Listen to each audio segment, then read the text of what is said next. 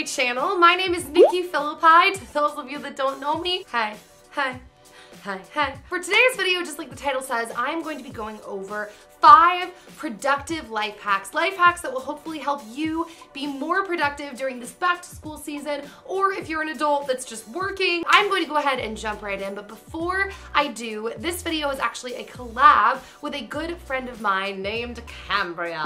I have known Cambria now for a few years, and she is a fellow YouTuber. Cambria is just one of those people that is so smart, so wise. She is someone whose videos that I always go to turn on and look at and reflect on when I'm feeling down or unmotivated or sad about life, because Cambria has such a wise, long-term perspective on things, and she's one of those people that continuously tries to educate herself and grow and really do well by others, and I just really love her, and she's kind of like a little sister type role to me, I guess you would say. I love you, Cambria. I really do. So over on Cambria's channel, we actually did some back to school recipes, some lunch ideas. The food that we made was so good. So if you want to go watch her video, click in the info box down below. Subscribe to Cambria. You will not regret it, because she is someone that you will become invested in. She is just an amazing person to follow on the internet. So I'm going to jump right into these productive life hacks. So the first productivity life hack that I have is to make a list and then prioritize. This is something that is so basic that I think a lot of us forget when we really get in the heat of being, or in the heat of the moment of being super duper busy, and that is taking pen to paper or fingers to phone in your notepad and getting a running list of not only the things that you want to do, but then prioritizing things. You can prioritize things in terms of deadlines, things that have to be done by a certain point, or, which is even better, you can prioritize things in terms of your long-term goal. One of the books that I started reading recently due to Cambria is a book called Essentialism, and it's really helping me figure out what I actually want and then focusing on those things and being able to eliminate the rest of the things that are just distractions, because there really are so many distractions. So getting your thoughts on paper can alleviate your stress, and then prioritizing can really help you make actionable steps forward that will actually move you towards things that you want and create progress and flow. Tip number 2 is, if you are feeling frozen, start with something small before you start with the bigger things. Some people say no, tackle the important things, the most important things first, because then you will actually accomplish the important things and you're done with the things that matter. But the reason I say to start with something small is because oftentimes, if you're anything like me, sometimes your head can get in the way, your mood can get in the way, you just don't want to do certain things. And by starting with really small things like making your bed, do it! Okay, 2 more. Okay, flush. Right. That we made. Wait, I'm gonna put that there. Okay, that goes and then there. we're gonna pull this over. Doing your laundry. Things that are much smaller on the list, it can fill you with a sense of accomplishment and being able to tackle things that can then springboard you into those bigger tasks that you have to do. Yes! We're so accomplished. Let's go conquer something bigger. Okay, great, let's go. Being gentle with yourself, starting with something small, can sometimes give you the confidence boost to go and be productive on those bigger tasks.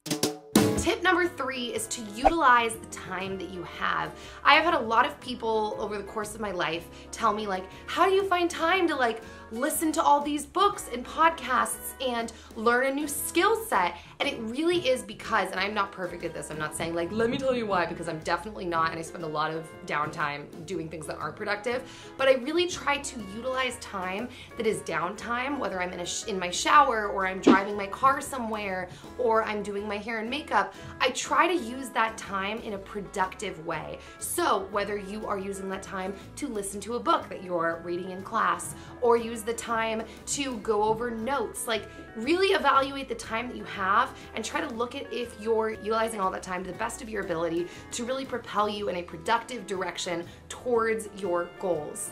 I love to learn. If you don't review the information that you learned right afterwards, you are likely to lose like 40% of that information by the next day. So if you really want to keep the information that you're learning in your brain, a smart move or thing to do is either review your notes, do flashcards, just go over the things that you learned after you learn them within that same day to help really cement that information into your head so that you can use that information and then be more productive in your life.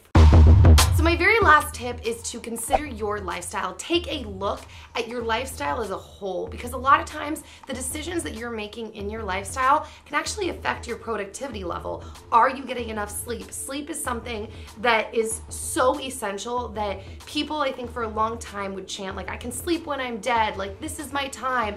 But they're realizing through studies now that not getting sleep is not only extremely unhealthy. I actually watched a whole study that basically said that just like how your body produces toxins during the day and you end up peeing them out, your brain actually produces toxins during the day as well, as it's burning its fuel. But the toxins that are created from the fuel that is being burnt in your brain has no way to exit your brain except for when you are in REM sleep.